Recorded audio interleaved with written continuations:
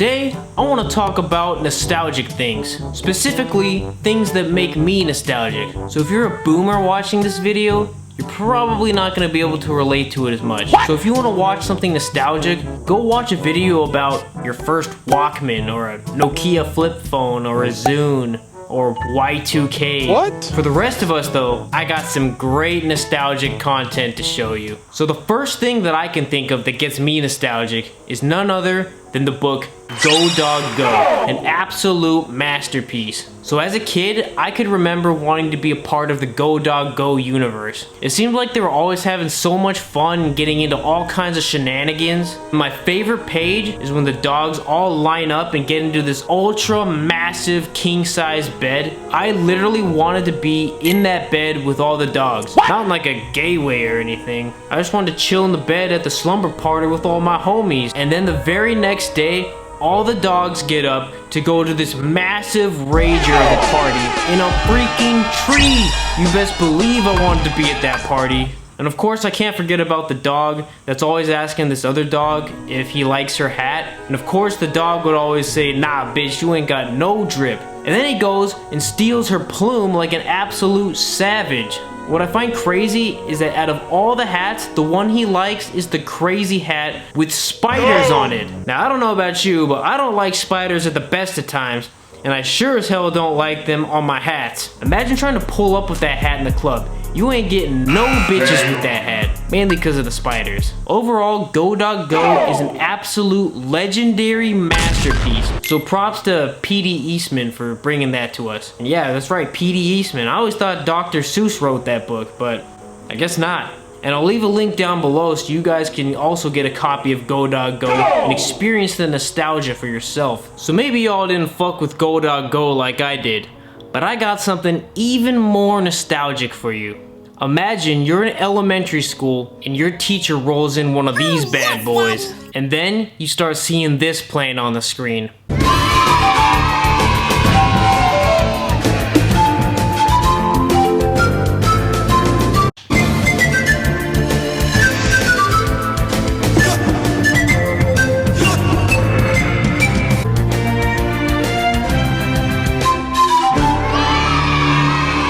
So is it just me, or is the Eyewitness theme song intro an absolute bop? That's a rhetorical question, because it obviously is. Seriously though, listen to the whole intro. It's an absolute banger. I remember so bad wanting to be able to jump inside the TV screen and get into the video of that intro and jump into all the paintings. You know how sick that would be? I wanted to be there. Or be in that car that they're showing, or like flying around with that eagle. These videos are totally underrated and deserve way more clout. I would also like to give an honorable mention to the Bill Nye videos. Another staple in my childhood. I know a lot of kids watched cartoons growing up, and I'm no different, but nothing makes me feel more nostalgic than the commercials from Cartoon Network's summer of 2005. Those commercials showed all of your favorite Cartoon Network characters all gathered around at this summer music festival. And let me tell you, I wanted to be at that festival so freaking bad. I wanted to literally be in like a mosh pit with all those Cartoon Network characters, chilling with all my homies. Well, it was definitely the vibe. And on top of that, they played this super catchy melody that I still remember to this day. I mean, just take a listen to it.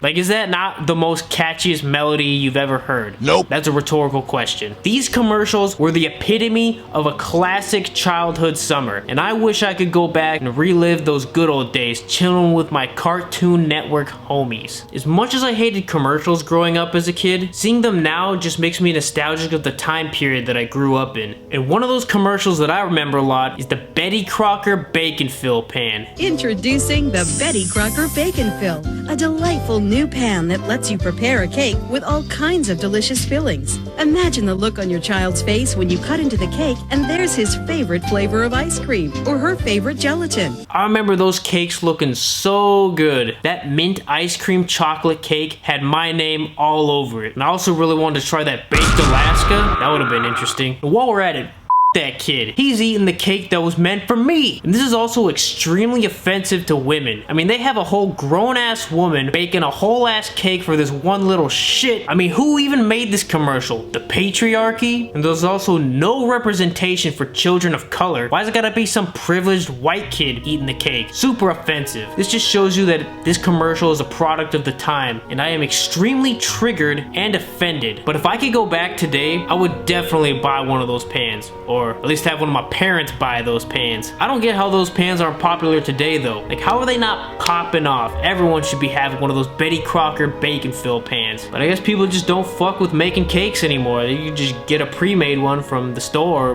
Baskin Robbins or somewhere. Let's see if we can still buy one. I mean, I'm guessing the number on the screen is not in use anymore. Imagine they don't have their Betty Crocker bacon fill headquarters where they're still just waiting for the chance for someone to buy one. But we still have the internet.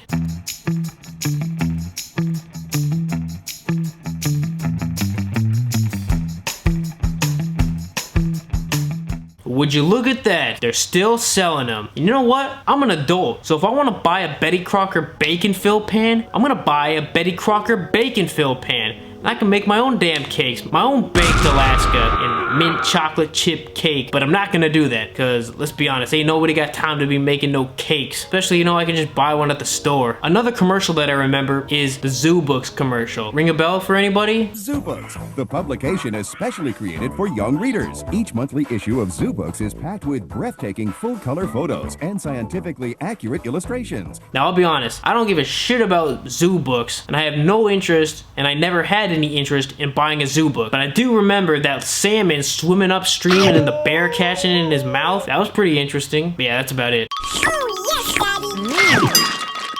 It's a baby! Imagine it's a Friday night and your parents take you to a video store to rent some overpriced movies and some even more overpriced snacks. That's right, I'm talking about Blockbuster. I can still remember the smell of walking into a Blockbuster and having my eyes light up at the overwhelming sight of a sea of movies spread out throughout the store. But then Netflix had to come along and ruin it all for everybody. Instead of paying an absurdly high late fee for a movie, now I get to pay a never-ending monthly fee for a subscription service I barely even use. At least with Blockbuster, I didn't have to worry about paying for anything because my parents paid for that shit. Fuck them. Before Netflix, we had Blockbuster and chill. Now we're stuck with all our favorite movies and TV shows split between 10 different streaming services. We've literally come full circle back to cable TV, and it's absolute trash. I guess now all I can do is read a book or something. Ugh.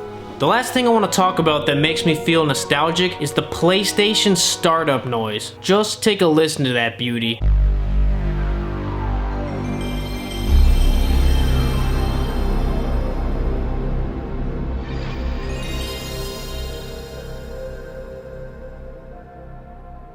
Hearing that sound makes me feel so hyped up to play games. Nowadays, all the startup noises are just so relaxed and chill. They're like hardly even memorable, but you know, it is what it is. Then there's the PlayStation 2 startup.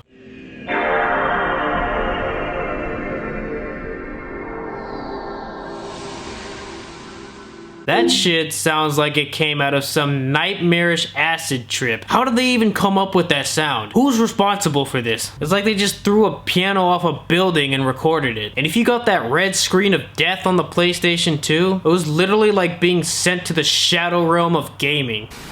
No! Not into the shadow realm. It burns! Nevertheless, that startup sound is iconic and still holds a small place in my nightmares. That's gonna wrap it up for today. Let me know what makes you guys feel nostalgic in the comments.